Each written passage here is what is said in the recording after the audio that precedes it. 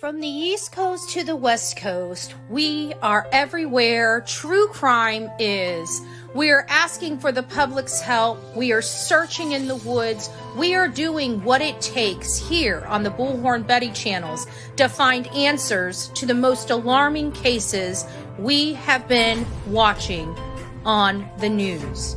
I can tell you personally that I have traveled this entire country seeking these answers and bringing that content right here to you here on the Bullhorn Betty channels and Bullhorn Betty Crime Stories. We are happy with the work that we've done. We brought many answers to the public, and we have defied mainstream media in our pursuit of the truth in these cases. We will continue to work, we will continue to fight for these victims, and we will continue to tell their stories here on my channels. Welcome to the Bullhorn Betty brand of channels and the Coffee Club. Thank you for your love, thank you for your support, and more importantly, thank you for allowing me to bring these victims' stories to each and every one of you, advocating for each of these victims. God bless you. God bless America, and more importantly, God bless our victims.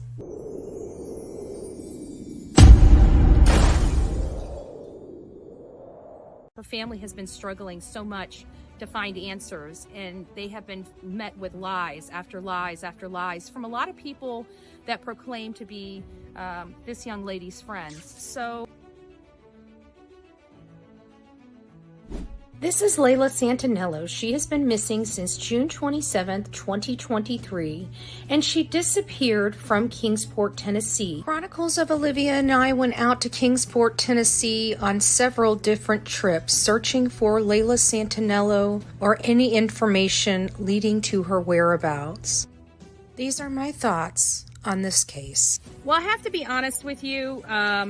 I was hoping by now we would have found Layla. So this has been very hard. You know, we want to bring her home. We want to make sure that her family knows what happened to her, I think is really the most important. Her family has been struggling so much to find answers, and they have been met with lies after lies after lies from a lot of people that proclaim to be this young lady's friends. Just like to speak to them just for a moment and just say, if you know something, say something, because her life does matter. For the family members of these people that know what happened to her, it could have been your daughter. It could have been your granddaughter. You need to ask them to stand up and speak up.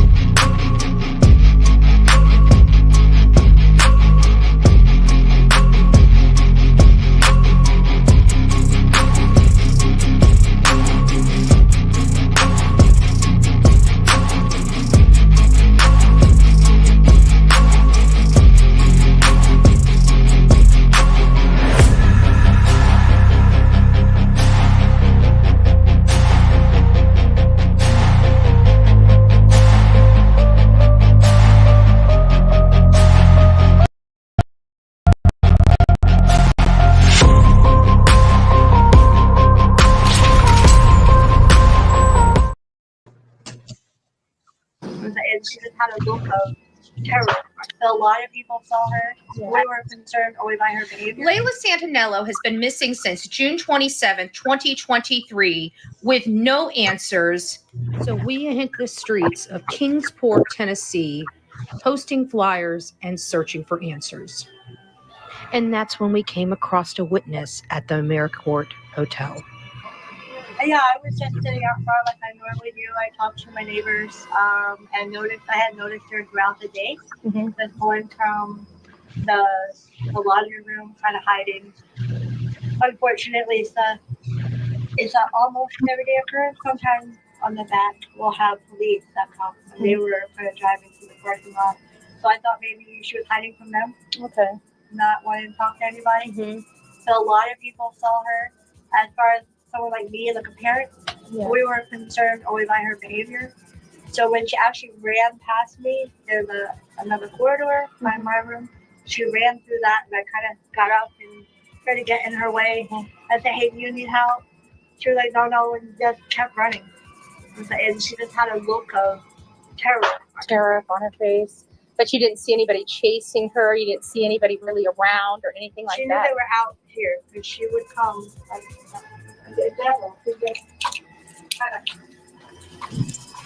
Gotcha. But police were around here at the time, and you thought that she was that, but I thought it was that. It might not have been. But it might not have been. Well, God bless you for taking the time to identify that something looked of concern, because this is really going to help. There were other people that did it. I have a good friend, her and her husband. He too came out and said, "My wife is inside. We'll help you. We'll talk to you." She fell running from him too. Wow. And that's when she headed off into the woods when she was telling me that she was found.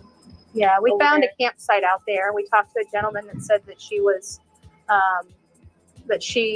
he saw her around 7:38 a.m., and he tried to help her, There are gang members here. And if she could have been on something. Yeah. The old saying goes, if you owe the money. Yeah. So there's other possibilities. And if you're a young blonde. Yeah. We all know the circumstances around that. I still would have been willing to help her. Yeah, absolutely. I would have stuck her in the room. I would have found somebody to help her. Yeah. If you have any information about Layla Santanello, please call 1-800-TBI-FIND.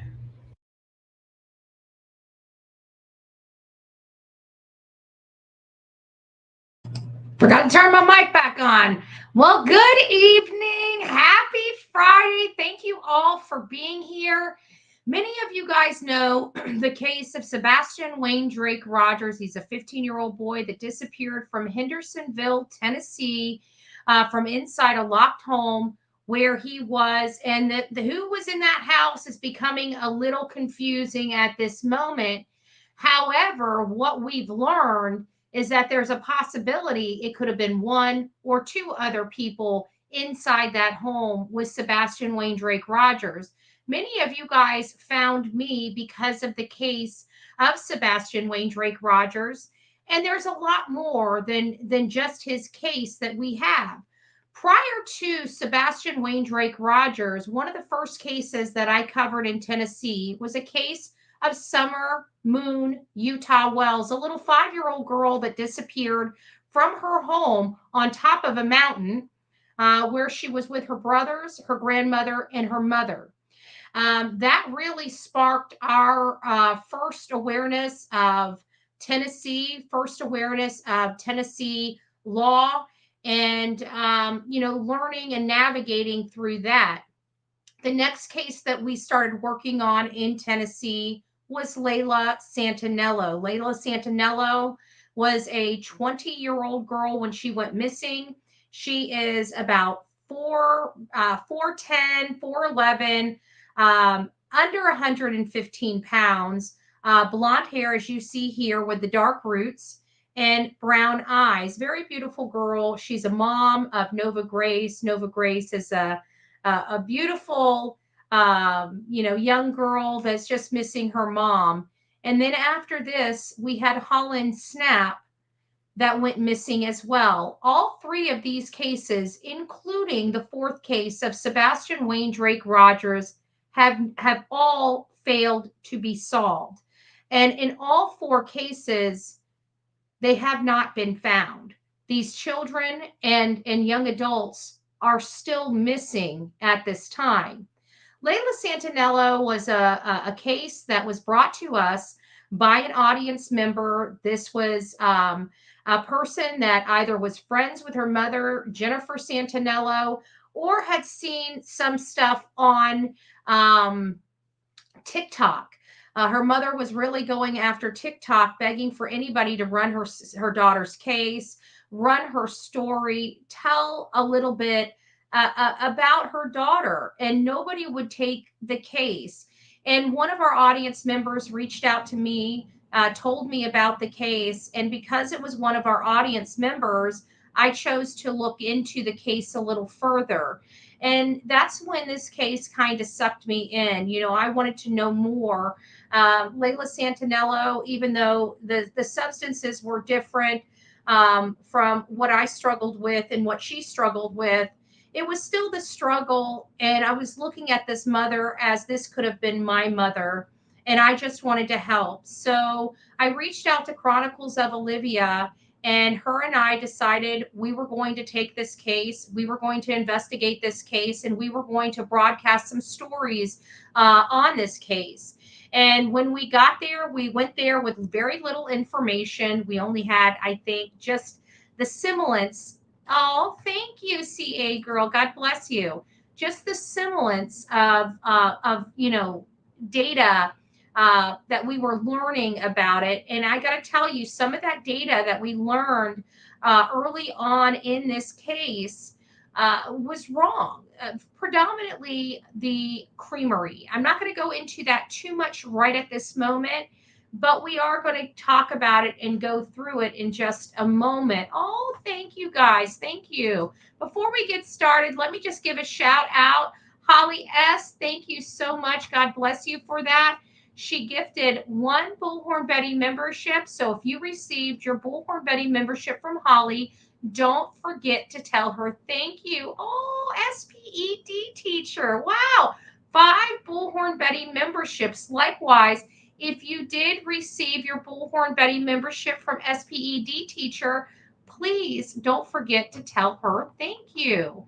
Oh, beautiful. Elizabeth, 19 months. And I forgot to shout out B. Betty from our morning live. 26 months. She's cray. She's absolutely lost her mind. But I absolutely love the support. Of course, CA girl and Kelly, thank you for reminding everybody coming in to please hit the thumbs up button. Thank you all for being here. It's such a blessing to have this many people already in the chat. Thank you for that. I would like to holler out to everybody, but we're already so far into this. We have 430 people. So I'm just going to give you all a big gracious welcome. Welcome to the Bullhorn Betty channel. Welcome to the Coffee Club. If you don't know what this says I don't have the time or the crayons to explain this to you.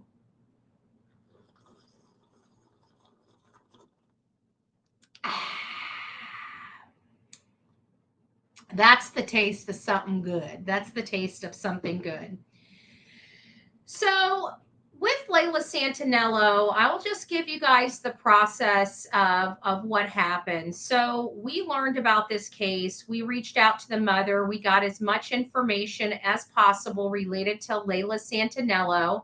What we had learned is that she was at this place called the AmeriCorps Hotel. We were very unfamiliar with this AmeriCorps Hotel, but she was in Kingsport. And Kingsport had a lot of emotion when it came to both Chronicles of Olivia and myself, because this is where the same town that Summer Moon Utah Wells hung out in with her mom, her grandmother, and a family friend for most of the day up to her disappearance. And so this was a case where we're like, okay, we have this mom that needs our help. And we also have another case there in that community that we can also, look into or go out there and cover some more of. So it was kind of something that we could, cover 2 cases, go and search for Layla, and also go and search for Summer Wells. When we got into this case, we didn't know what we were going to get into. And I can tell you, we were completely unaware of AmeriCorps Hotel. To me, that place should be closed. I know it helps a lot of people that are homeless, and that's where a lot of the community sends the homeless population, but it's run down, it's dirty, it's filthy, and it's crawling with drugs and drug dealers. So it's very problematic to hear that she was there, but we all know that she did have some type of struggles in her life. And a lot of the reasons why mainstream media refused to pick up this case and refused to talk about this case. So we decided to go out there. We decided to investigate this. and live stream some parts of it when we got to AmeriCorps Hotel. And then we decided to go and record ourselves searching in the woods. We had no idea when we were searching. We knew where she had gone because of eyewitness testimony, eyewitness information by two different witnesses in that area. The one that you just heard. Also, there was a gentleman at a business that saw her coming out of that the woods. So we had an idea where she was staying. Those section of woods were one of our first identifying markers of where we thought she would be based on the limited information we had before we got out there. But we did do a drive through to survey the area, survey the community, and figure out what took place. Although we've learned that the creamery was not associated with Layla Santanello's story, it was a starting point for us. And we backtracked from there. And that's when we found a way to get to the area she was at by the way of the green belt that's out there. It's a nice little walk path, beautiful area, very serene, very peaceful. You have a lot of ducks and other wildlife there with like a river or a stream that rolls through all of it. It's just a very beautiful area. If you guys are interested in it, I know I've done multiple lives on searches that I've done for Layla Santanello if you just want to get a good lay of the land. But we had a problem because now hindsight's 2020, and we now realize that the creamery was no relation to Layla's case. However, she did run, and we still never knew where she went from the time the gentleman saw her between 7:30 and 8:30 in the morning, and her ultimately official disappearance. We've never learned that. But along the way, we did find witnesses, and we were able to connect her mother with somebody that her mother had heard about in some of the stories that she heard. So we've been just covering this case, and then of course we got away from the case for a little bit because of give me just a second.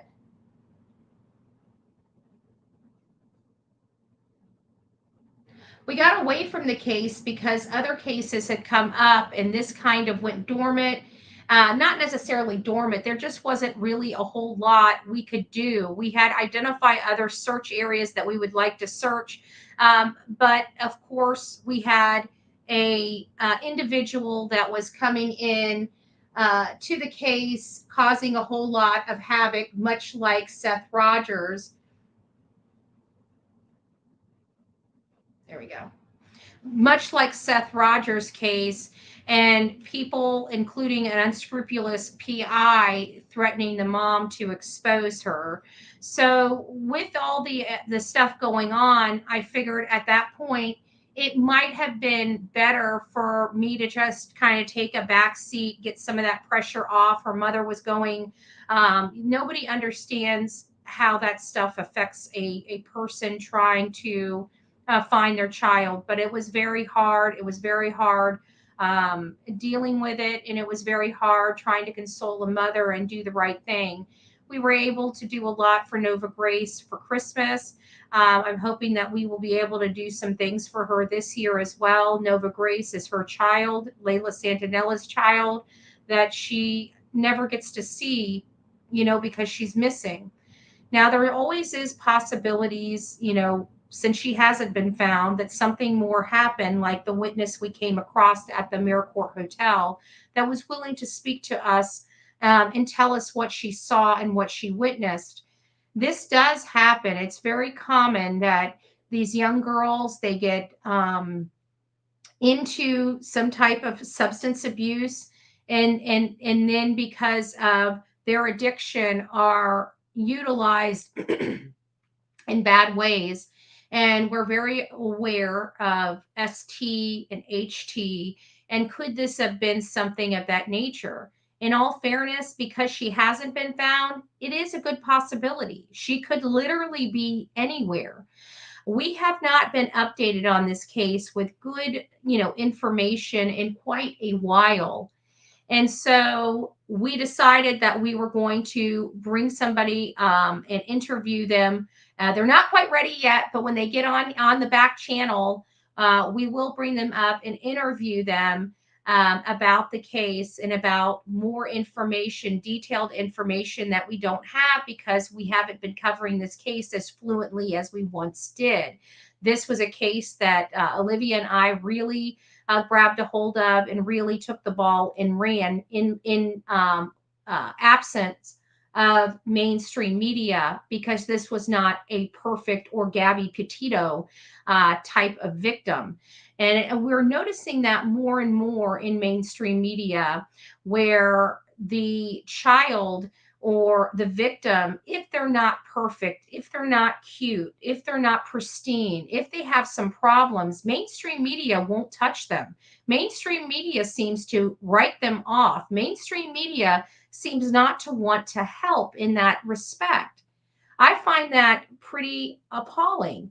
In this area, I definitely don't want to, um, say that, because this was one of the cases that there was a good working relationship with the detective. The detective was really doing all that they could do.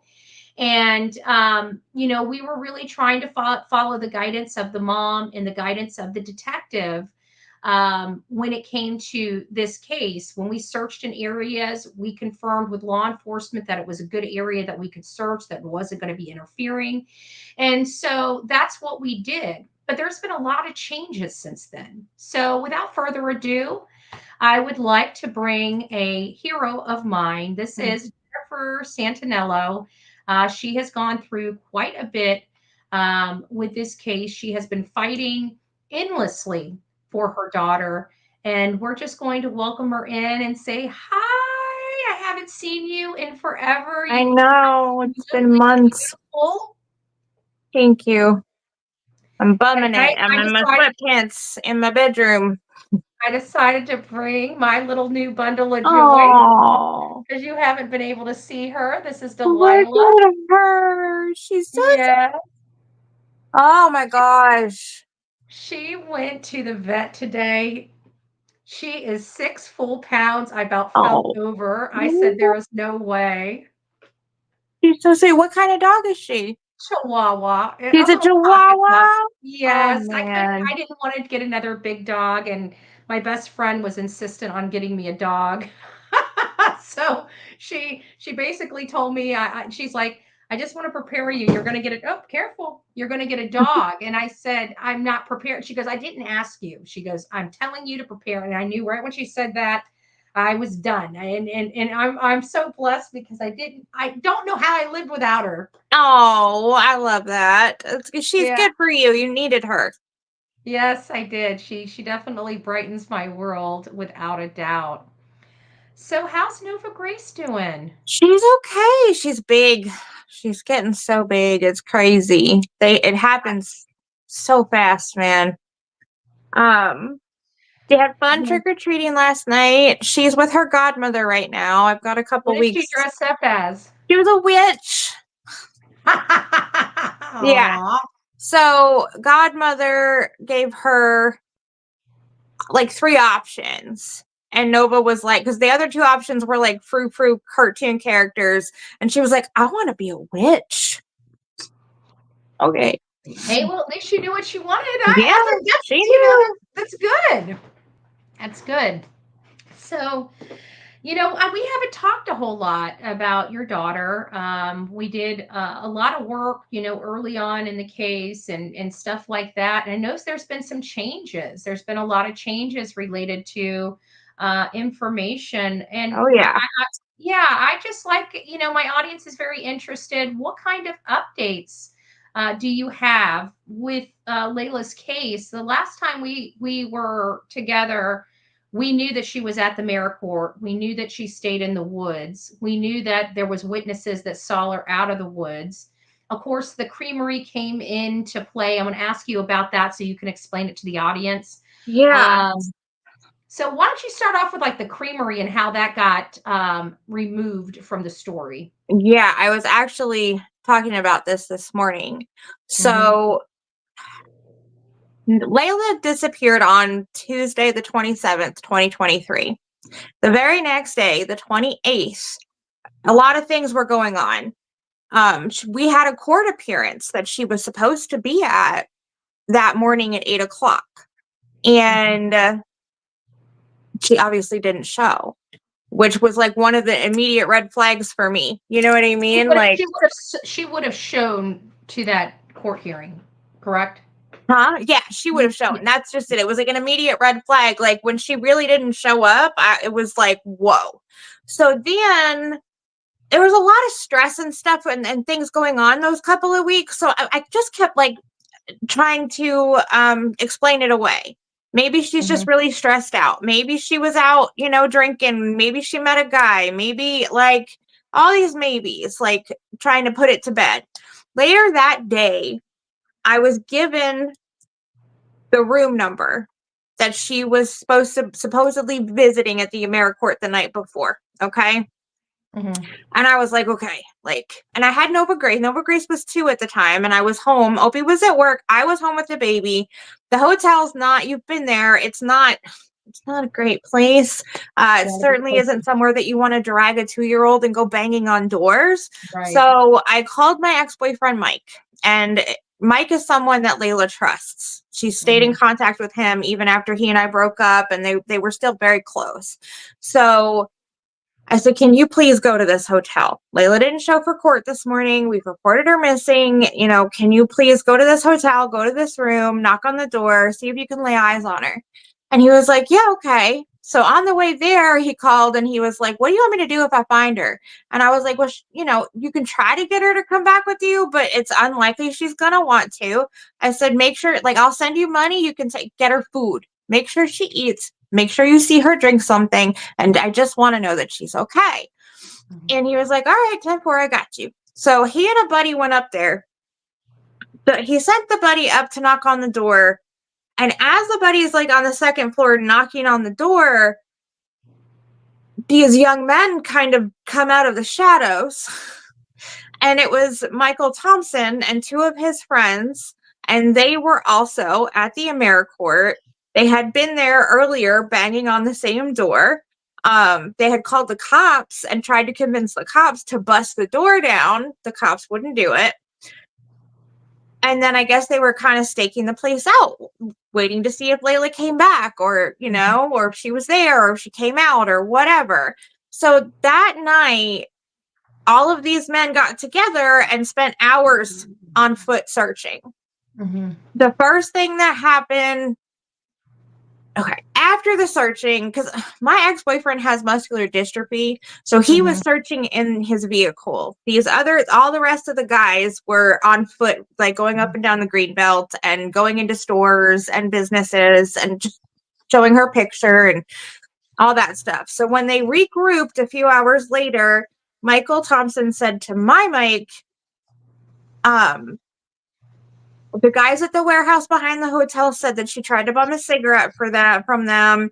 And then the lady at the marble slab said that she gave her free ice cream. She was there. And he was all exasperated. And she was there. She was at the marble slab. The woman gave her ice cream. She told me.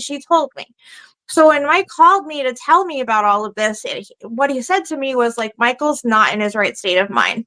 I think he's under the influence. And I don't know if what he's saying is true or not, but this is what he said after all of these hours of searching. And I was like, okay, you got to take it with a grain of salt when it comes to that kind of thing. So I was like, okay, that's interesting. Well, when the police interviewed Michael, finally, he gave them all of that information.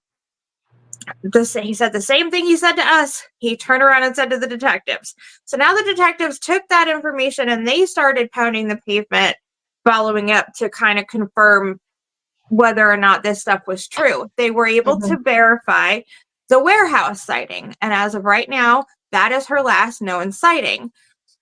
They began to verify the marble slab sighting. And for months, they believed that it actually was her at the marble slab. And they were investigating as if it was her. And it wasn't until almost Christmas that they discovered it was a different woman at the marble slab that morning. Now, And when she you was, first, and just to inform the audience that isn't familiar with this case, what made it so confusing is this lady was wearing similar clothing yes, and was shoeless, much yes, like we had heard that yes. Layla Layla was. was running around barefoot around in the parking lot of the hotel. She ran off into the woods and she was barefoot the next morning in front of the hotel. And the lady at the marble slab was also shoeless, wearing a white tank top and black leggings.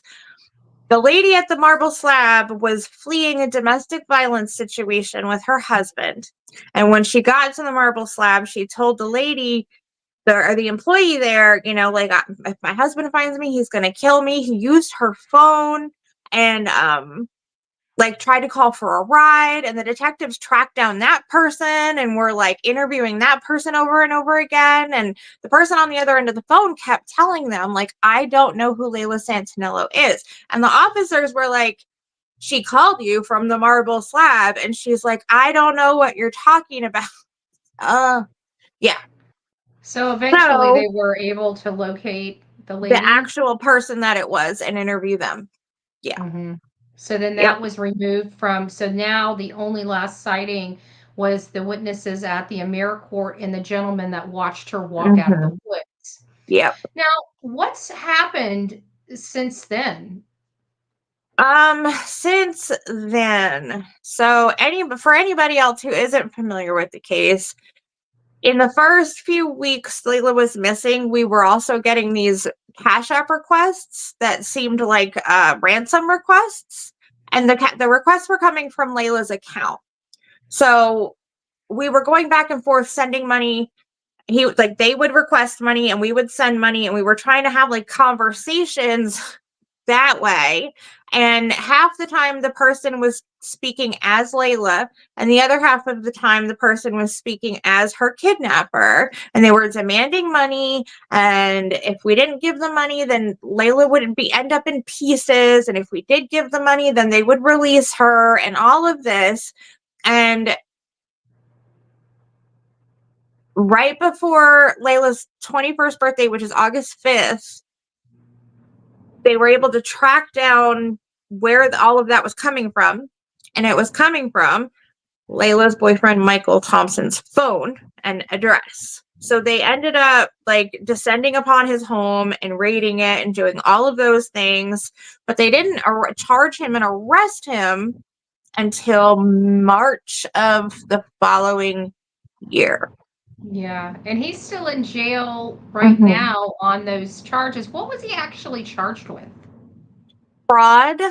Oh man, I'd have to look it up. There's fraud charges, there's like wire fraud, and then impersonation of something because he Right. impersonated Layla. There was like several charges. Yeah. And this is actually, in my opinion, my humble opinion, I think these charges actually saved his life because, there was a lot of Oh yeah. hit and miss with him on a couple Yeah, he occasions. allegedly overdosed Right. after those charges, and like he was arrested and then bonded, and he allegedly overdosed like right in the middle of Walmart. Yeah, I heard that it was in this store. He just went out and Yeah, and grabbed a hold of, and it was someone that I know, or someone had reached out to me, and it like they were the person behind him in line, and she said that he just kind of like went back and grabbed a hold of her cart, and then he was in the ground, and she said it was just crazy, like, yeah. Yeah, and the one bad thing I think from my perspective in that area is the lack of cameras. You guys didn't really have a whole lot of cameras in the parking No. lot of that store. You don't really have a lot of cameras on your roads. There's just you guys don't have really a whole lot of cameras. I'm in a bigger city and we have cameras literally everywhere. So and I know a lot of people that watch this also have cameras everywhere. So that's been kind of a hard spot because if there was cameras, you might have known a little bit more about where she went Yeah. or what happened. Have you learned any information about that? What new information have you learned that you're able to share about your daughter's case? And that's about it. That's about the only new information I know. They've gotten very quiet about things. I can tell you that they did another search recently.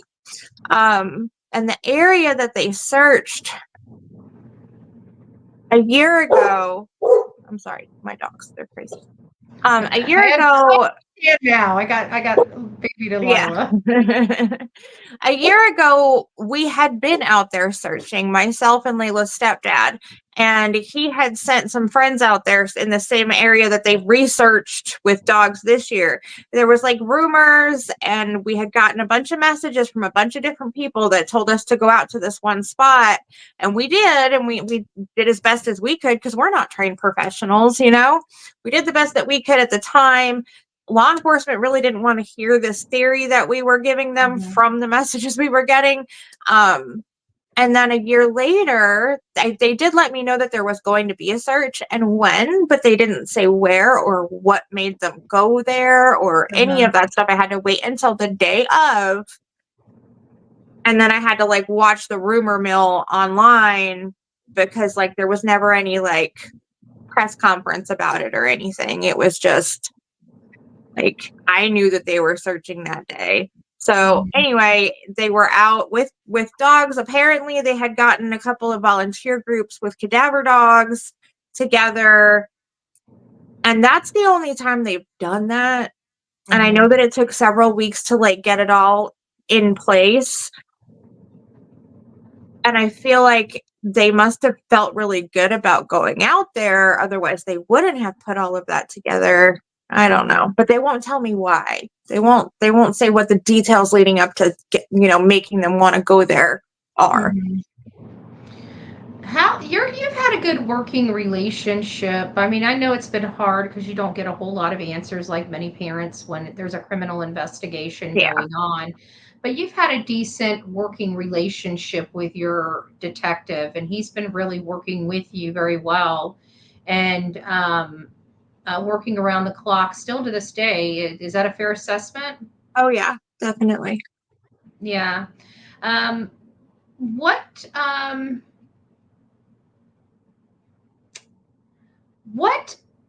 we also had some missing or some call-ins about possible sightings of Layla. Did you want to go in? Because I just kind of explained to my audience that she literally could be out there. We just did an interview that I did from the lady from the mayor court, and because there was substance, there could be debt, there could be a number of things. She could literally be anywhere. What are some of those sightings, the ones that you're willing to share with us? Yeah, no, it's true. She could definitely still be out there.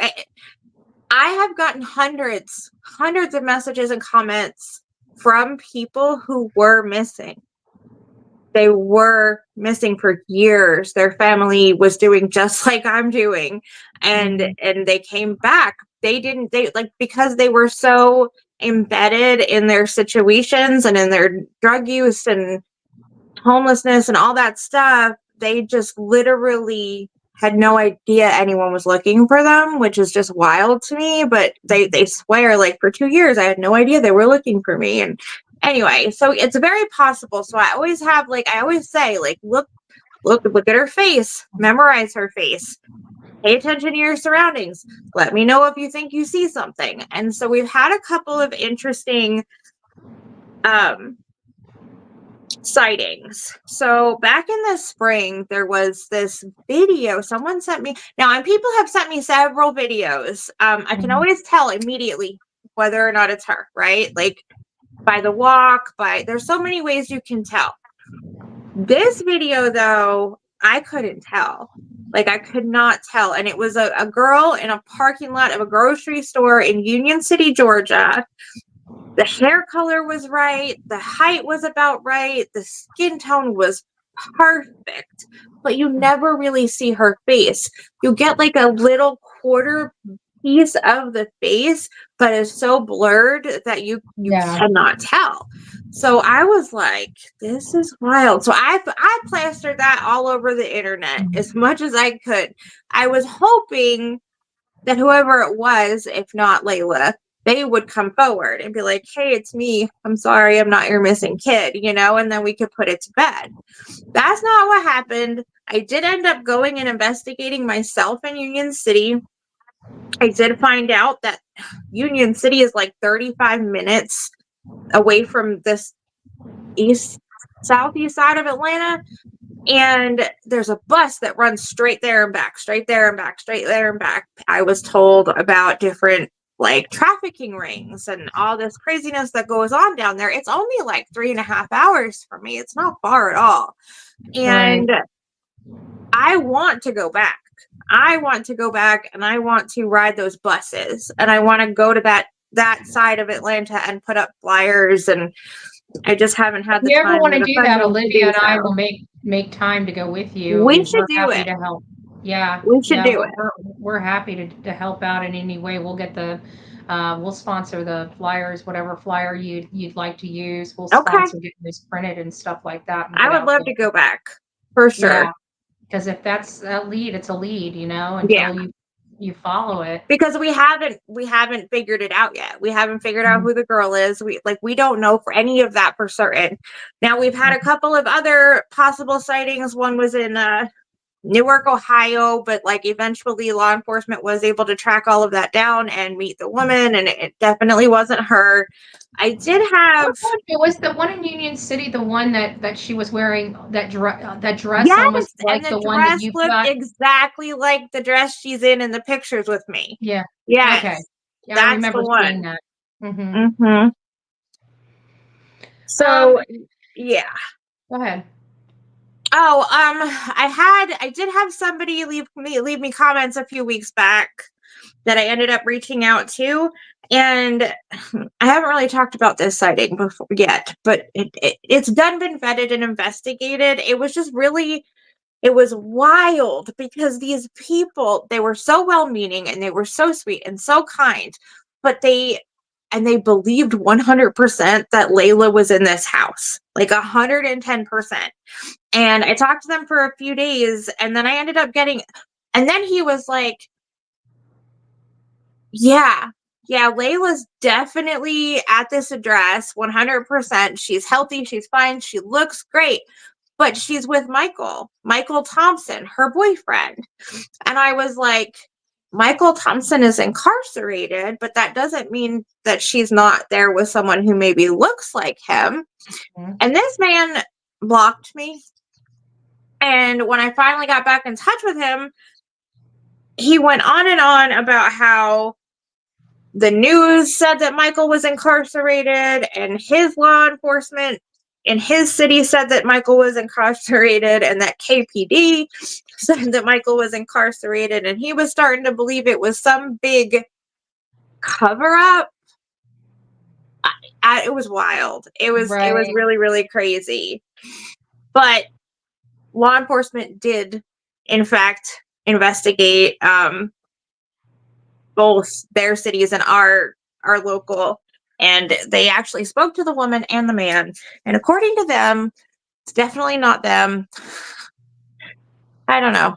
It's been a wild ride, man. And you get your hopes up because sometimes these people believe it so much. Like in this instance, this husband and wife were like, she is fine. Like, she's absolutely 100%, like trying to reassure me and calm me. And you kind of do get a little bit of a hope there. Yeah. And then it's just a letdown when you find out. Yeah. And they didn't mean it. You still want all those calls to come in, though. You want to, check every single one of them. Yeah. How have you and your family been coping with all of this? I mean, it's been a significant amount of time, and you're used to your daughter calling you for money, calling you for help, checking on your granddaughter. You're used to having not all the time, but you're used to having regular contact with your daughter. Yeah, absolutely. I absolutely am. The holidays last year were really rough. I'm terrified of this year. It was after the holidays that my therapist said to me, you're experiencing a year of firsts. And I hadn't even thought of it that way. I thought of it that way when my father passed, right? Because he had passed. And so I had all of these first situations without him. This, I never looked at it that way because I carried the hope so strongly that we would find her, I guess. And it really did when she said that to me, and it dawned on me that that's very well, it could be true. It could have been my year of firsts. But I don't know that. I don't know that for sure.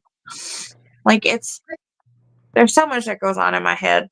Yeah, and your grandfather or your father's demise did affect your daughter quite Oh yeah.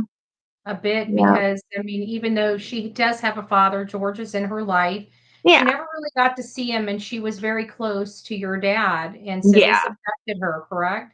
Yeah. My dad was the most consistent male figure in her life. 100%. He was the only one that was there constant, nonstop, all the time, you know? They moved to Tennessee. She was about 8 by the time they moved down here, but they more or less moved for her than me. And I don't know, my dad was Layla's person. I mean, they were just like super close and super bonded. And when he passed, I don't want to say it was a shock because he was sick and we were struggling to find a diagnosis for him. We were actually in the middle of like transferring his doctors and like getting all this stuff done, trying to get him well again. Because he never had an official diagnosis. He lost 100 pounds, lost his hearing, and was a mess. He was like frail and weak, and he'd become kind of like, he felt like he had become a burden. I didn't feel that way. My mom didn't feel that way, but he felt like he had become a burden on us. And he took matters into his own hands while Layla and I were out of town showing Nova Grace off to George's family. And suicide grief is it's a bigger deal than just regular grief. Yeah. And your daughter probably didn't know how to handle that too well. I didn't know how to handle it. I didn't know how to handle it and help her at the same time. Right. I crumbled. That was my daddy. That was, you know what I mean? Like, and I just fell apart. She fell apart. We both fell apart, but we fell apart very separately. I didn't have the capacity to like hold her grief for her and hold mine. I remember thinking about all of this as it was happening, but I was like in a bubble of darkness and I didn't know what to do. My sons were not as close with my dad as Layla was. And they were like my saving grace. They were amazing. They were, and Opie, of course, patient, kind, loving. There were days when he would leave for a 12-hour shift, and when he would get back, I'd be in the exact same spot on the couch, and he never blinked. He never fussed. He would just get on the couch with me and put his arms around me. And Layla didn't have that. She had moved out at that point. Nova Grace was 3 months old. She didn't have a partner at the time. She had a job. And she went to work and she went home, and some nights she took Nova home with her, and some nights she left Nova with me, and she was alone in that apartment during those months that I had my boys and Opie to sort of like nurse me back to like myself. Layla didn't have it. She didn't have that. She was welcome here, but she never came. She also was dealing with like postpartum and let's face it, she's a teenager. She's been in your house long enough. She wants her own place. That's why she's got her own place. Well, and that's just it. Layla wanted to be an adult when she was 5. Okay. Yeah. Like that's the kid we're talking about too. So she's also very, very independent and very, very, I don't need you and I don't want you and I got this and I'll do it myself, and stubborn. And like, I know that she wanted to be on her own, but when I look back in retrospect, she shouldn't have been so alone. Right. Yeah, but it's hard because I dealt with my mom in the same way, and it's like you don't know, do I go over? Do I know. are you becoming a hover parent? Yes, it's like it's I a mean, slippery slope, man.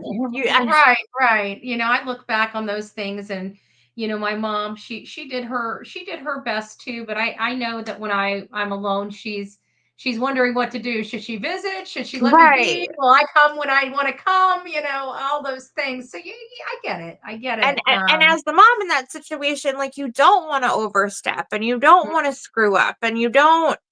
I knew that I was at a turning point. I was at a point with her where like we were going to be able to like mend fences and grow together as adult mother and child, or she was going to push me away entirely and I was going to lose her.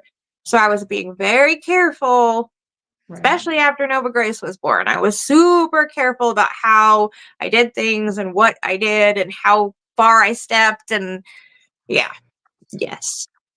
And just to kind of, there's a lot of people in my chat that are new to this story. Talk a little bit. I mean, Layla had some struggles. She didn't always have struggles, like many people, but she did have some struggles, and that caused some problems with your case being picked up from, like, say, mainstream media and other things, because she wasn't like this pristine Yeah. victim, so to speak. Did you want Yeah. to kind of dive in a little bit about any type of issues with her? Yeah. So, It could help, like, if she's somewhere yeah. else, and.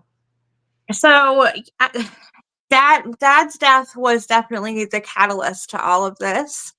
So I'm glad we talked about that. So we had that grieving period, and that's when Layla met Michael. And I remember they met like right before Halloween. It was October of 22. And no, 21. Yeah, October of 21. So they start dating, and I don't find out until the holidays of that year. But she eventually said to me, and of course, this is alleged because this is what she told me. I wasn't in the apartment with them, but she said to me that she had detoxed Michael off of H. I don't know what platforms you're streaming this on. To be honest with you, it doesn't bother me at this point. We're allowed to say some stuff. They've relaxed it from when we first started. So speak freely. Just trying to be careful. Okay, so she had detoxed him off of H, and she felt like she was his like big savior. She got him clean, and they were gonna be a family, her, Nova Grace, and him. And I remember saying to her, like, I'm a recovering addict. She knows this. And I remember saying to her, like, I hope for your sake that it works out the way that you want it to. But I want you to know that the odds are not with you. And if you ever need me, I'm here. And because you could never really tell Layla anything, you kind of had to leave things open-ended, or she would just get mad at you. She needs to learn on her own. Yes. She was So stubborn. bad. Yes. I was the same way. Yep. You can make suggestions, but like, don't try to. No. So time goes on. My mom sells her house and buys 3 trailers in the same trailer park. And she puts herself in one, she puts Layla in one, and she puts my niece Trish in one. And they're all in this little corner cul-de-sac situation in this trailer park. And mom's like, it'll be good because then the baby's there. And da, da, da, da. I don't know. Within a year, neither Layla nor Trish could stay in the trailer park anymore. They both got themselves evicted from the trailer park. And at that point, Layla had brought the baby over to me and was like, listen, I'm going to apply for housing, get an apartment. Can Nova stay with you until I do that? Because I'm going to go stay at Michael's mom's house. And there's not enough room there for a baby. And I was like, that's, obviously that's fine. I have no problem with that. I'm expecting it to be like 6-8 weeks tops. I don't think this process is going to take very long. It's October, so her and Michael have been together for a year at this point, and she moves in with him over at his mom's house. Nova Grace comes here to stay with me. And that's when things got bad. we were in contact pretty regularly, but she didn't come over anymore. She was rapidly losing weight. She was kind of like avoidant when it came to physically seeing me in person. She didn't see Nova as much as I imagined she would want to. Like, there was so much going on. And it was about 6 months later that he got arrested for drug charges and she got kicked out of his house.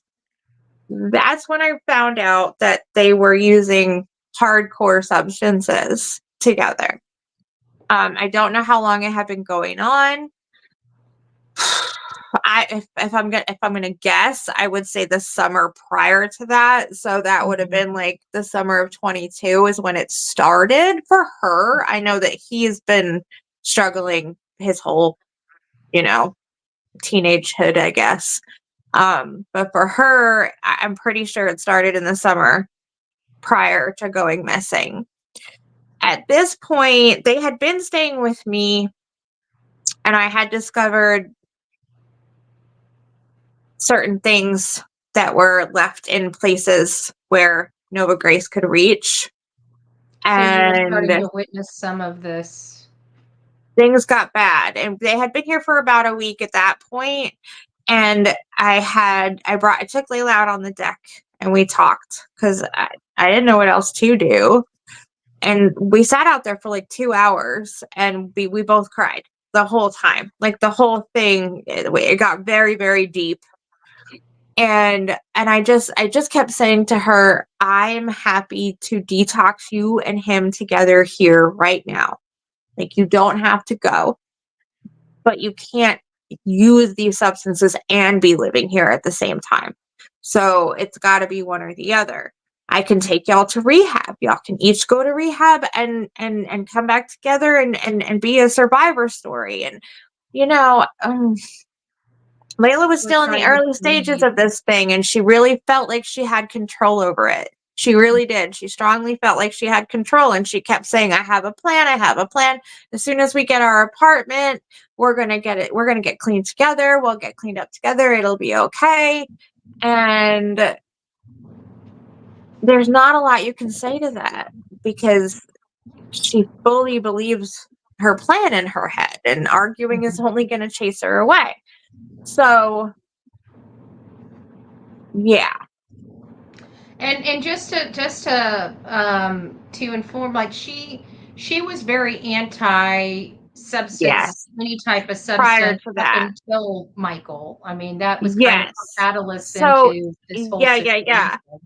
She, and I don't talk about this a whole lot, but she liked her devil's lettuce, if you know what I mean.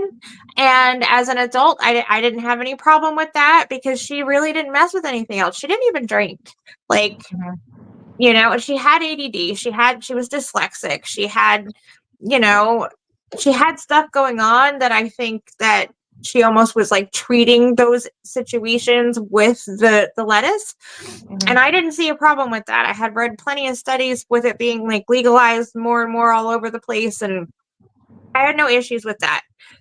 She was very anti anything other than that. She didn't like people who drank too much. She did not like people who did pills. She was very judgmental. She was very against it. She watched me go through 4 years of active addiction and she watched me get clean.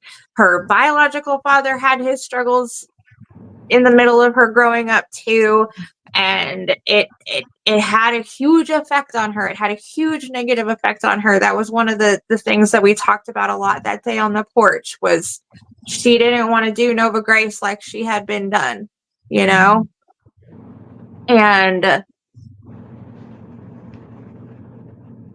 that was in March of 23. That was 3 months before she disappeared. And I think we have photos of some of those photos in one of my videos was her Mother's Day that May. That was the Mother's Day prior. Yeah. Those were actually taken May 22. Oh, okay. Gotcha. Yeah. Gotcha. Yep. So whenever because I mean, I wanted people to understand, you were going through this struggle with your daughter. Sometimes you saw her, sometimes you didn't. When you started Yeah. getting concerned, you would have communications on like different apps and stuff like Messenger. So Hmm. kind of accustomed to her kind of taking disappearances and, not being, but she always called. Eventually she would call Yes, you I and, would. and stuff Yes, like yes, that. yes. I was And used to her physically not being around for that's chunks of time, but there was always her making contact. Or if I reached out, she would never just like leave me ignored. She would never ignore things that I sent her. You know what I mean? Like, right. even when she was pissed at me, even when we had an argument and she was mad and didn't want to speak to me, like she would never let something that I sent go unacknowledged. Right. And so that kind of was one of the reasons because her father and his girlfriend didn't have to deal with that aspect. You did the disappearance, the sometimes here, sometimes not. So Right. you were most likely trying to um, blame it, if you will, when things were going on, that it's just this, it can't be that she's missing, it's got to be. Right. Explain all of that just a little bit. Well, for me, I don't know if it was just denial, if I didn't like have it in me in those first few weeks to like really land on what was actually happening. Mhm. Or if I was just, I don't know, blatantly clinging to hope. Mhm. But I do know what it's like to be an addict. And I remember I had this conversation actually with one of my friends who had just recently got clean. He had been clean for about a year at this point, and I had called him. I was upset. It was early in the first couple of weeks. And because I was wanting him to pass out flyers and stuff in the recovery rooms and stuff. Mhm. And I was like, I don't understand why this is happening, how this is happening.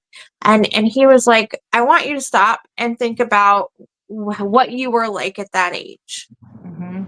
And I was like, okay. And he was like, how often did you disappear from your family for a week or two? And I was like, oh, Yeah. pretty often. But we didn't have social media. We didn't have, like I had a little flip phone or whatever, but like it would die.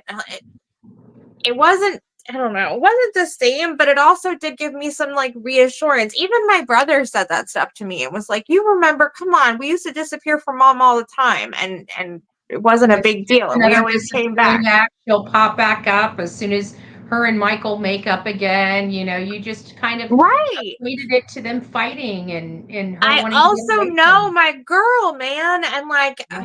apparently at some point on Friday when she and Michael and the family and all the arguing was going on, Michael said something to her along the lines of, "You need to get your crap together."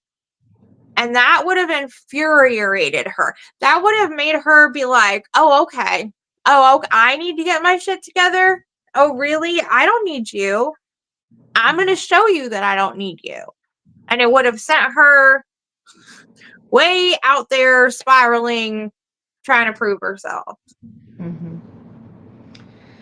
So, what do you think is a path forward here, and what can anybody and everybody do to help, in their way, help advocate for Layla? I mean, we ourselves, I myself take responsibility because I've had other cases going on, and I haven't really focused on Layla. I know that this here helps, get her Yeah. face out, get her name out, and let people that never heard of your daughter's story know a little more about your story. But is there anything that you think people can do, the people in the audience can do to help Layla, help you? Definitely the sharing and engaging on anything Layla related. I'm trying right now. I'm kind of campaigning to get her story trending again in this, at least on the social media cycles. Right. Um, I want to get billboards up, so I'm gonna start get back to fundraising. I've been fundraising, but I took a little break. Yeah. I got to get back into all that fun stuff, and it's not very fun, honestly. Asking people for money is not fun, but we're going to start doing some more fundraising. I want to get some billboards up here in the Tri-Cities. I'm still running into people every single day who have no idea who she is, and they live here. Yeah, that it happens everywhere we go. You know, if you need any kind of help or anything like that, once you get that going, I know I haven't ran your GoFundMe, or not GoFundMe, but your apps or anything like that. But if you need help, I mean, I'll walk you through. I'm sure have you done billboards before, like on boards and stuff like that? No. Okay, well then I'm happy to help you, walk you through Okay. setting all that up, and maybe designing a flyer, or A billboard. Yeah. Something to billboard. put up. Yeah. Yeah, I'm absolutely happy to help with that. So just let me know what we can do to help. I definitely want to do what we can. We've and people don't realize, like, you've been out searching in the woods with us. We've Oh, worked yeah. ourselves to. Yeah, Uh, and I have a small I call them Layla's search crew, or Layla's volunteers. I have a small group of people that every time I have an area of interest, I call them, and it's the same people over and over and over again. And we go out pretty regularly and clear areas and see what we can see. And they've been amazing. This amazing group of people. Do you remember that area that was behind that gate that just went like it just Yes. had this? Did you guys ever get out there? I don't think so. That was a very interesting. That's a very interesting spot. I think I'll wasn't be it back in the private place. property? Well, I don't know, because it was at the end of the green belt or off. I remember there being a portage on there, and I was Yeah. looking at it because I was thinking, man, this would be a great place for somebody that didn't have a place to sleep. I mean, it kind of sounds a Yeah. little disgusting, but to be honest with you, it was a clean portage on. I mean, if you're Yeah. homeless and need a roof over your head, why not? Yeah. There's that portage on there, and then directly across it was this area that you could drive back. I mean, I saw marks from Hmm. driving. So it was a very interesting area that was interesting. It called my name. I mean, I saw it, I'm like, this is pretty interesting. And it was in kind of the same general vicinity where she was last seen. And I didn't know, but I did you ever find out if there was any possibility of her being picked up? I mean, I feel like there's that possibility there There's because always a possibility. yeah, Absolutely, there's a possibility she was picked up. yeah, Absolutely. because I I think the don't think she reason, was running around on foot very long. I don't. I think, and that's the other thing about Layla, is that she never met a stranger. She would get into the car with anybody. yeah, she trusted everybody. She was She had just, no fear. yeah, None. yeah, yeah. Well, trying to think if there's anything else. I know that when I talked to you, I wanted you only to share the stuff that you could. Um, and I think we've covered just about everything. I definitely want to be a little more active in your daughter's case. We kind of, like I said, we kind of got away, and we have 4 cases because you and Holland Snap's family kind of got close as well. That's another Yeah. girl that's from your area that also disappeared, like within 3 months of your daughter's disappearance. Do you have any information on her case at all, or is it still kind of in limbo? It's still the same stuff. Mhm. She, so Holland, she had a traumatic upbringing. We'll say that. Yeah. And she was in foster care for a time, and then she was adopted. And so I'm pretty close with her foster mother, her previous foster mother, and then the adopted mother. And then she turned 18, and she actually went back to bio family once she became an adult. She had moved in with, I think, an aunt. Don't quote me. I think it was an aunt. And the aunt and she were having, now she's 19. It's October of last year. She and the aunt had some type of an argument. And she ends up hanging out with a friend. And that friend is dating this guy. And that guy brings Holland and the girl he's dating to this other guy's house, who happens to be in his early 50s, something like that. And she's only 19. She is a little tiny. She's just a little 4 foot nothing, right? And he's living at home with mommy. And he's living at home with mommy. It bothers me. It irritates me. I know. I just have peeve of me. So this guy had property and trailers for rent. And the reason that I know all the details that I know is because my niece, who's only 4 years younger than me, she's like 38, or she'll be 38 this year, whatever. She was in October of last year. She had just signed a lease to move into one of the trailers on that property. Okay. Prior to October, like the last week of September, she had been sending her friend or her handyman or something to my niece is a paraplegic. They had to have the ramp built to the trailer, and they had to have some doors widened and like stuff done. So she is sending her handyman to do those things leading up to the signing of the lease. And that is the handyman is the one with the girlfriend who was friends with Holland. And the handyman brings his girlfriend and Holland over to hang out with this new landlord guy and party with him. And then Holland ends up just staying. And so a few days later, when my niece does go to sign the lease, that's the day, that's the one and only time she physically saw Holland Snap. They met, said a few words. My niece signs the lease. And she goes on about her business. She wasn't even fully prepared to move in at this point, but she had to bring the money and sign the paperwork. Like they were still working on the trailer. She wasn't all the way moved in. A few days later, from what I understand, this 50-some-odd-year-old man who had this 19-year-old girl living in his house called the handyman. Frantic. I need you to come over here. It's an emergency. Come alone. Dude is at Lowe's with my niece getting supplies for the trailer. And he's like, I'm not going to take you all the way back to where you're staying. I'm just going to run by there and see what he wants. They get there. She's a paraplegic, so she's sitting outside the house in the car.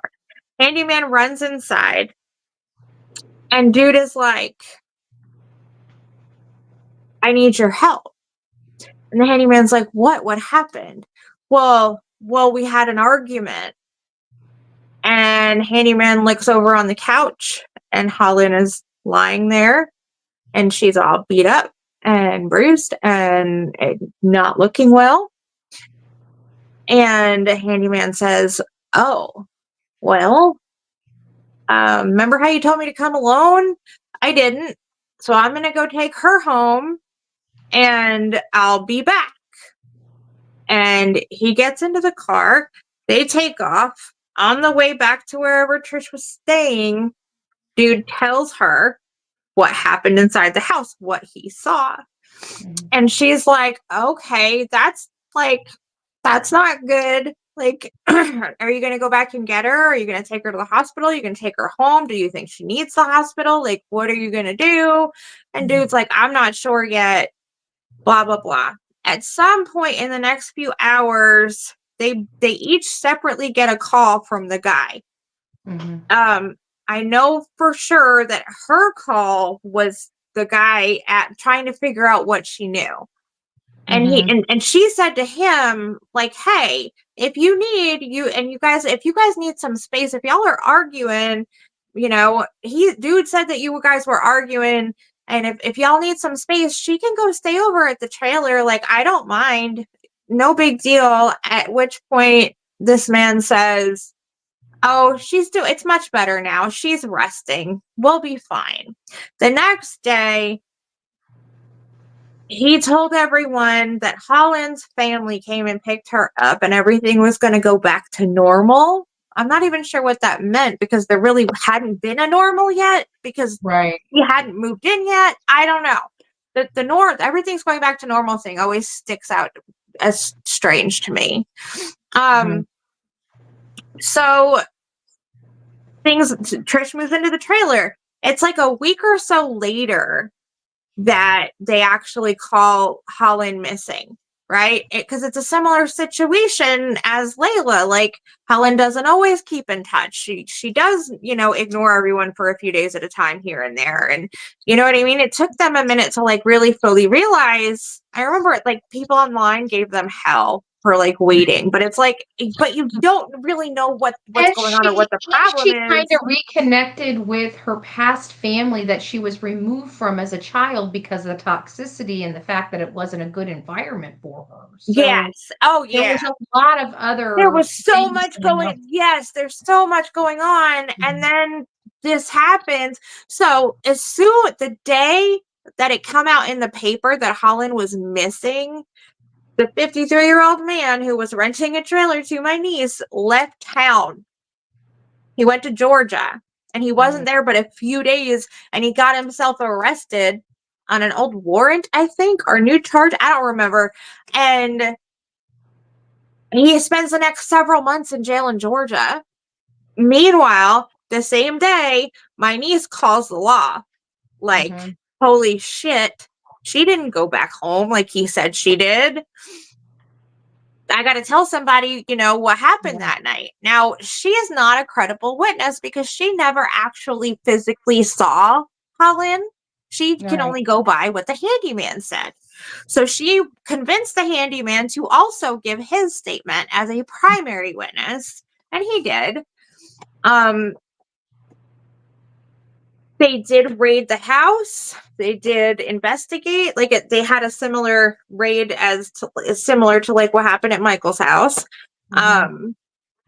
Allegedly, they did take one of the vehicles that was at the house and take it in for like testing and then return it. And this I only know because my niece was living there and like saw it happen. But yeah, I don't know what evidence they've gathered or not gathered. I don't know if they have any ideas. They probably took that couch or took the cushions off the couch. Yeah, they took a lot of stuff out of the house. Then they did a thorough, good. Yeah, they did all the things. So it's still under investigation, and they're not very open at all, not even with the family about like how that's going or what's happening, or it's crazy. Yeah, it's the criminal investigation. A lot of families don't realize that they shut down, you can get a little bit of information, but good luck with that. I mean, they'll give you just enough to settle your heels without really revealing their hands. If a detective can do that, they're pretty good, giving you enough to just kind of calm you, but not enough to tell you. I know that it's nerve-wracking. I know when we went to look for her, we found somebody that matched her description, but we never asked how tall she was. And apparently there is somebody in the community that resembles her a lot, but is a much taller person. Yeah. So, wow. Well, I hope it sounds like at least they're making some headway, which is always good. And you've been advocating for other missing people as well on your TikTok. You want to talk a little bit about the inspiration behind that? Well, honestly, when Layla went missing, I needed to share her. And I remember like pandering to creators, like begging people, like, oh, you have 300,000 followers. Will you please share my daughter? You know what I'm saying? Like, I remember having to go from person to person and send messages and beg in comments. And all I wanted was for her to be shared. You didn't have to share my video. If you could if you want to make your own videos, do that. Like, family's coming home. Come here, princess. Let me close the door.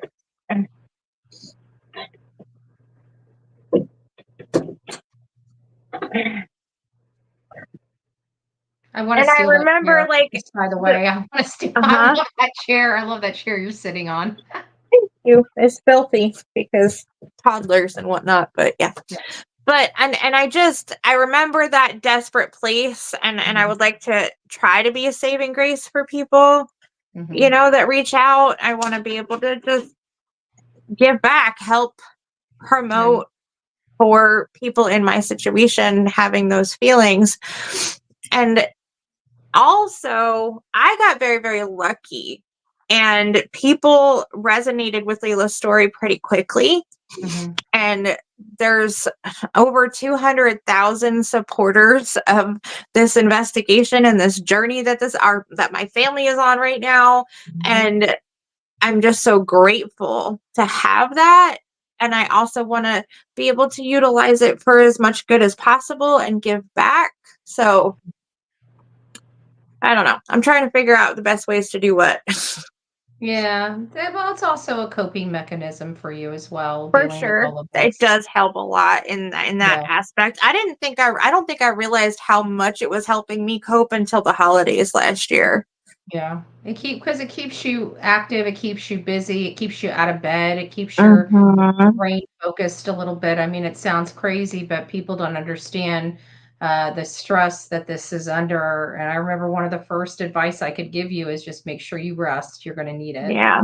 Yeah. Just get as much rest as you can. I know it's hard, but make sure you're eating, make sure you're resting, make sure you have an outlet. And you've worked out, so that's also helped you as well. A lot of Oh people yeah. don't have a workout regimen, but it does center you so much, even when the whole world is falling apart. So, Yeah. Yeah. I've actually made a post about that today. And, I said something about like I don't really share my workout stuff very much anymore. But, here's this one. And I said, because it's not that I wanted to change my body and like met that goal. It's mhm, that I needed an outlet. mhm. And when things got hard, I went into the gym instead of down a dark path. And I'm Yeah, proud of that, yeah. I got a Delilah. It's good. I've been paying for a membership for 3 or 4 years. So they don't even know who I am. I won't lie. I It's won't good lie. for us. And Yeah, it's that. And also, like, I have to stay strong for Nova. yeah. I mean, physically, I And have to she's stay on her strong. toes. I mean, Yeah, she does. she's a bundle of joy. She's a handful. She loves to run around. She loves to smile. It's Yeah. hard. It's hard to be She's angry such when a you're. wholesome little shit, man. Yeah, It's wild. She'll melt your heart. Melt it.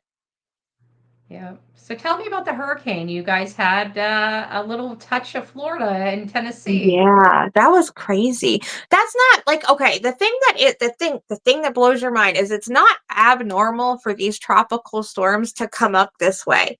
I've been Hmm. here 18 years. Every year we have tropical depressions come up this way. It's pretty normal. It's never like disastrous. By the time they get here, they've lost most of their force and it's just like rain and wind and thunderstorms, Right. occasionally a tornado.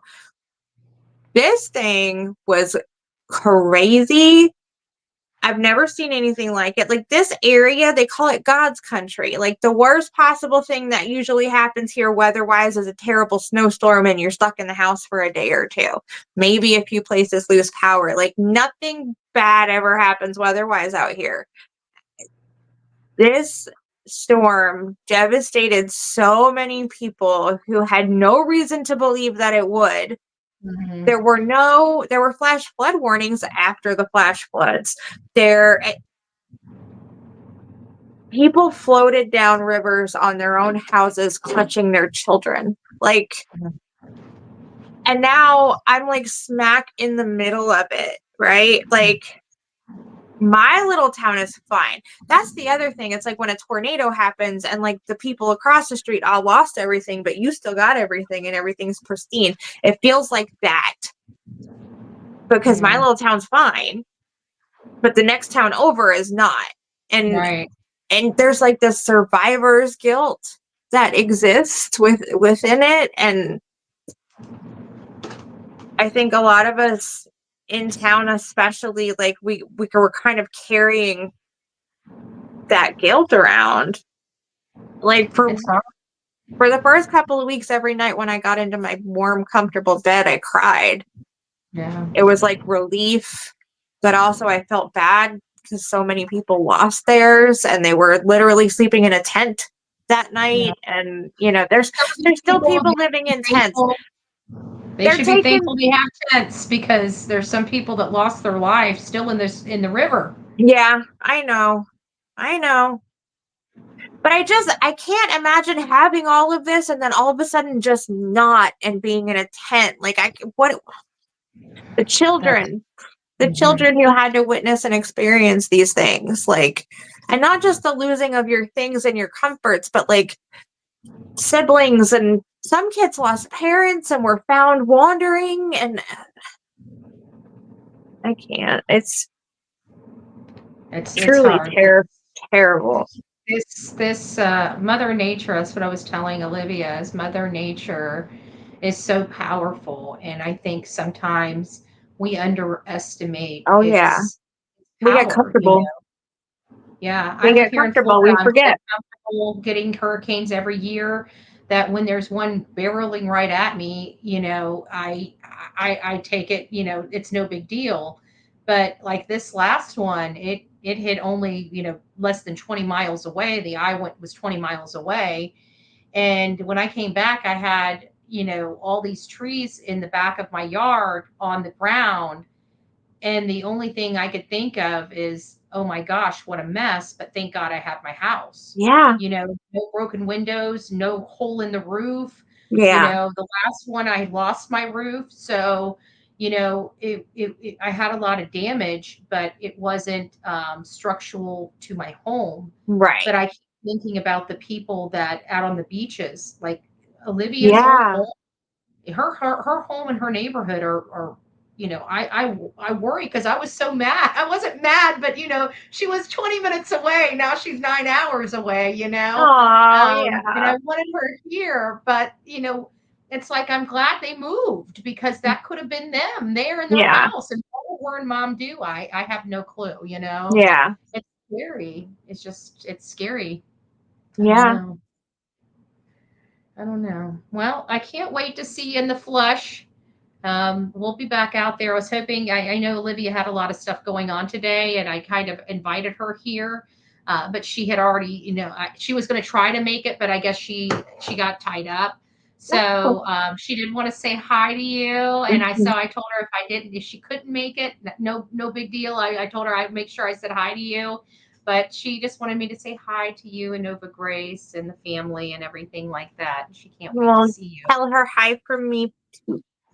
Yeah, but I know if you go to Georgia to do some searching, posting flyers will absolutely help, without a doubt. Anything that Okay, we should set that you up. need. Because Yeah, I've got yeah. some free time coming up, so yeah. Well, hopefully I do too. I'm hoping this court stuff, this appeal stuff, kind of just sits it to the side for just a little bit, you know. I hope so And too. yeah, we'll see how it all goes. But like I said, you know, there's nothing. If I'm going to go sit in a jail cell, I'd rather sit in a jail cell for advocating for a missing person and pissing some people off than Yep, uh, absolutely, myself in trouble. 100%.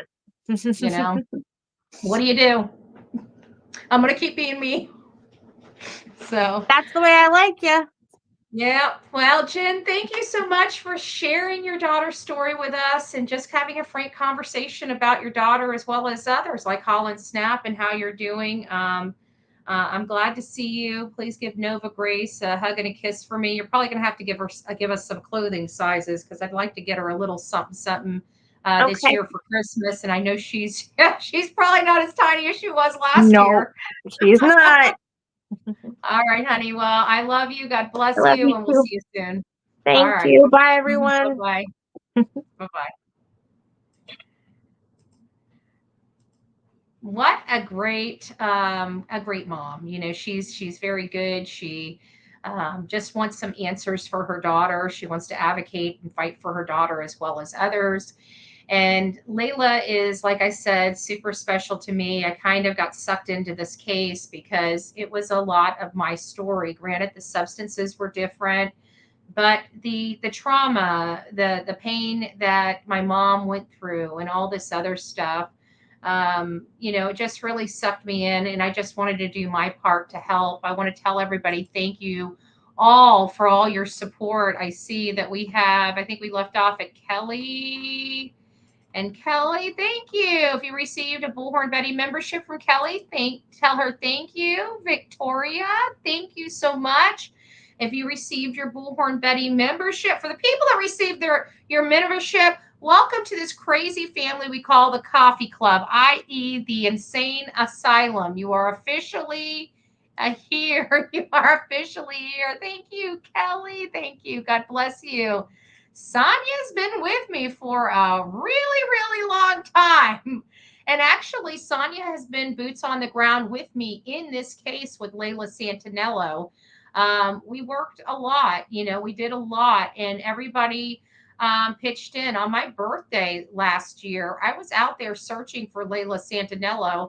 We had to literally cut cake on the back of Sonia's car for my birthday. It was super special, but many people don't know that this year was literally the first year I did not donate my birthday to searching for a missing person. This was the first year I felt like a fish out of water, because I used to celebrate my birthday, a week in advance. That was just me. And since I've been in this, I have always tried to give back. And, back in the day, my birthday was a way to go and get drunk and have a party. And I don't do that stuff anymore. So I find positive outlets, and if I can help somebody search for their missing child, that's what I will do. I've been doing it for a really long time. Lucky, who decided to join the insane asylum? You've been part of this crazy crew for too long, girlfriend. Welcome back. Love you bunches. Oh my goodness. Thank you, Ginger. If you received your Bullhorn Betty membership, please don't forget to tell Ginger Girl thank you. Thank you guys so very much. And Ruby decided to join us crazies in that insane asylum. Welcome to the family, this crazy crew we call the Coffee Club. Thank you. God bless you, Kelly, for that. Truth in Time, thank you so much. Shining Star, thank you so much. Zuzu, God bless you. Aw, Ginger Girl, thank you. Thank you so very much. Keep the search going, absolutely. Oh my goodness. Bonnie, thank you so much. The real me too. Jennifer, help out. Layla's life matters. Layla's life does matter. Just remember that we are sitting here searching for a young girl. This is what she looks like. Her name's Layla Santanello. If you guys know anything about her, she might not be looking as healthy and happy as she is in this photo, but look at her teeth. Look at her nose, her eyes. Remember, she's got a tattoo on her collarbone of Roman numerals. She's got Nova Grace down her left forearm. So if you guys see this person, especially those tattoos, please call 911 immediately and let them know you have found a missing girl that's been missing for over a year. This is kind of all hands on deck. As you heard her mother, she's really trying to reinvigorate her daughter's case. Her daughter's case has not yet been found, and anything that we can do to help would be great.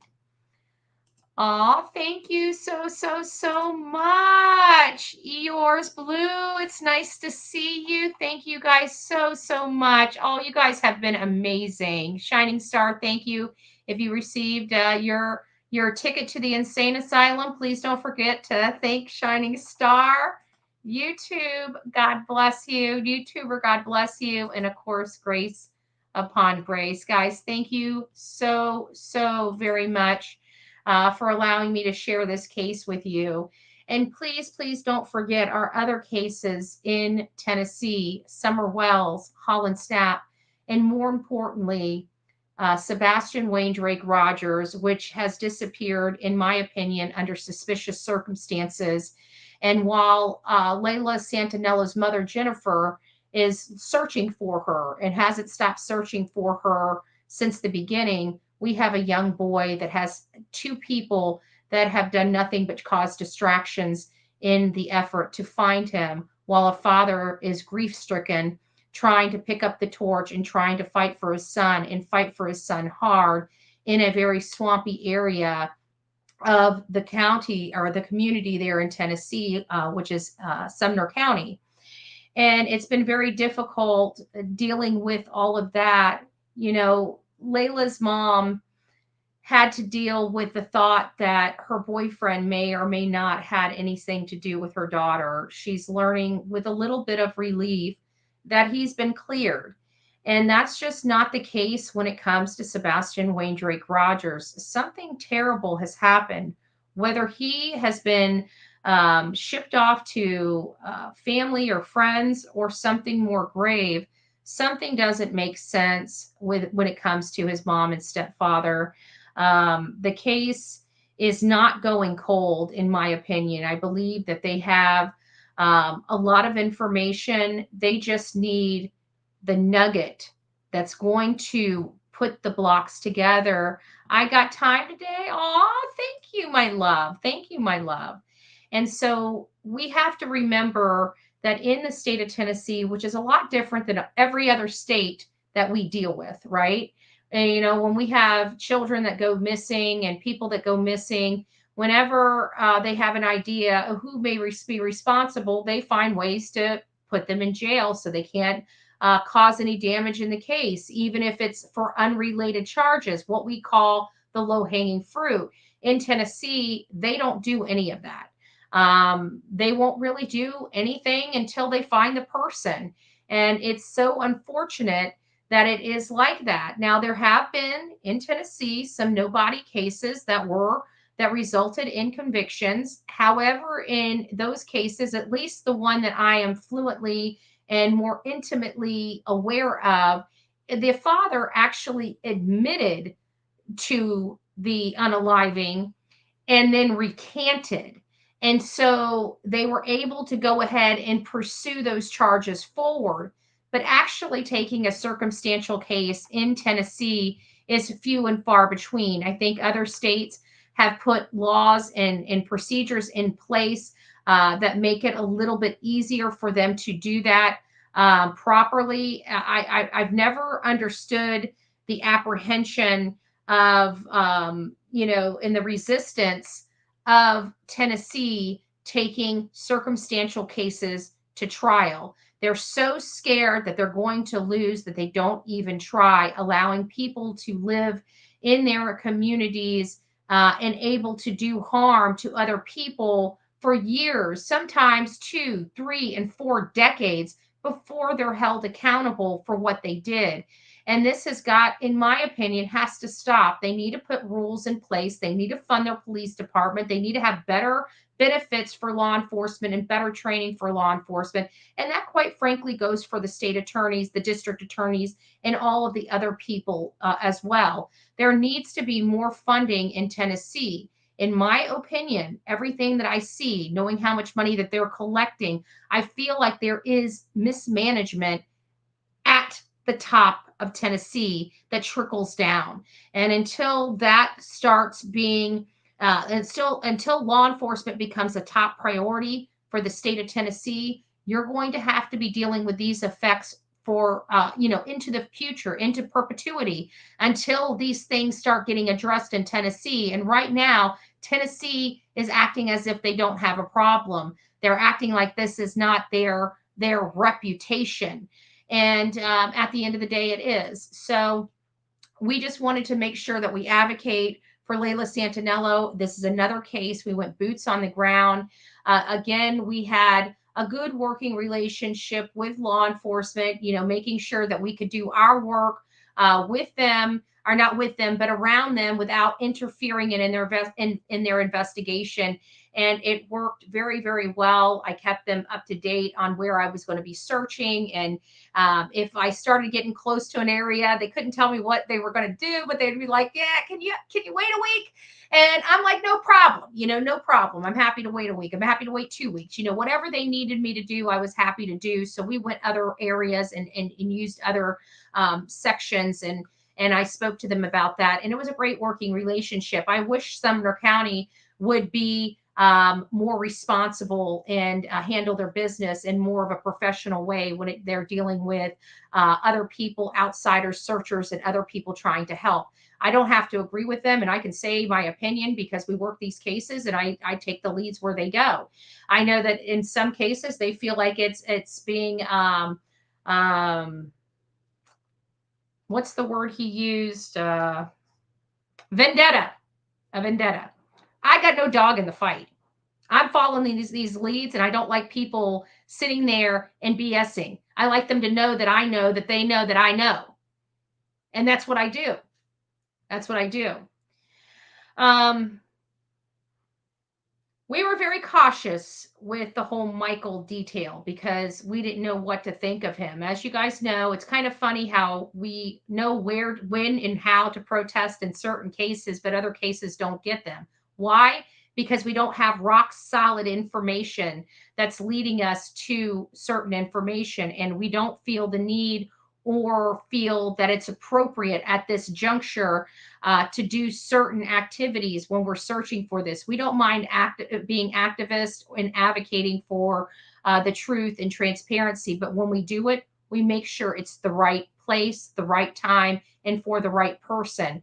And that's why you see in some cases we do it, and in some cases we do not do it. Why? Because we do our due diligence to find out the truth in these cases. This was one that, yes, in the back of my mind, I absolutely 100% believed that Michael Thompson was definitely involved. We are learning that, and again, but that's what I felt, but I didn't have anything to corroborate that. Okay, much different than in the Sebastian Rogers case, where I do have information to corroborate my standing and my statements and why I feel the way I do. You guys never heard me come out and attack Michael Thompson. You guys never heard. Why? Because even though I felt it in my heart, I couldn't prove it on paper. And if I can't prove it on paper, I'm not bringing down the hammer. Okay? I'm not bringing down the hammer if I don't have anything to support it. Why? Because I do my fact finding. And if I find something a fact, that's when I bring it here. This is much different than in the Sebastian Rogers case, where we find a lot of facts that law enforcement does not want us to have and acts like it doesn't exist when it does. So there's a lot of differences here. There's a lot of similarities here. And more importantly, both of these cases are in Tennessee, which cause us a lot of heartburn, a lot of grief. But we are going to keep up hope. We're going to keep advocating for these victims, for these missing kids, for these missing young adults. And it's really sad to hear about Holland Snap and some of the details for Holland Snap. And I pray that she is found soon. I pray that her family, her mom, her foster mom, as well as her adopted mom, can get some peace of mind and learn what truly happened to their daughter. And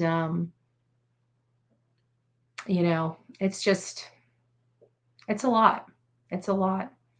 I think Jennifer Santanello is a very strong woman, and why I refer to her as my hero coming up, because she's just been strong. She's been strong for her grandchild, and she's been very adamant about the search for her son, much like Seth Rogers. The difference is that Layla Santanello, Jennifer Santanello is not a suspect in her daughter's disappearance, right? Even though this crackpot, unscrupulous PI tried to make her, yeah, that's what I said, and tried to attack her and tried to expose this mother for being a mother. He's a real POS, if you ask me. And he's doing the same thing to Seth as he did to Jennifer Santanello, as he did to Dylan Round's own mother, and as he did in the Kylie Rodney case. Definitely a pattern of behavior when it comes to these cases. We try to be on the right side of these things. We try to be fact forward, and we opine, provide our opinions, commentary, and criticism based upon the facts, not some hocus pocus.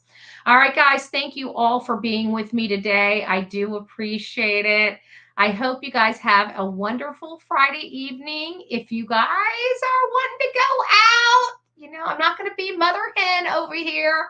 All I'm going to say is if you're drinking this evening and you're out and about, please drink responsibly. You have lots of options out there. You can call a tow truck, have them hit your car up if you don't want to leave your car behind. But just remember, when you go out drinking, there's other expenses that go along with that on the weekend. And one of those is making sure that you don't jeopardize somebody else's life while you're having fun. We have to remember somebody did that. Although it wasn't alcohol, we do have Daniela Mendiola that's not here because some Yahoo decided to have a history of substance, which I believe that time of night he would have been tatered up, not on alcohol, but maybe some other substances.